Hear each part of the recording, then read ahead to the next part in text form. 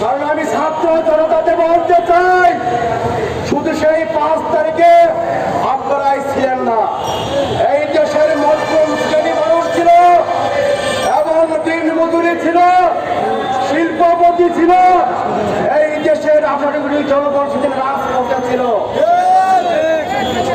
কিন্তু আমি ছাত্রদের বলতে চাই, আপনারা রিক্সা চালকদের সাথে সম্মানের সহিত কথা বলবেন। কারণ আমি ইতিমধ্যে দেখেছি বারছিড়ির ভিতরে শাহবাগের মোড়ে অনেক বয়স্ক রিক্সা চালক তাদের ধরে ছাত্ররা ধান দিয়ে ঘুরা দেয়।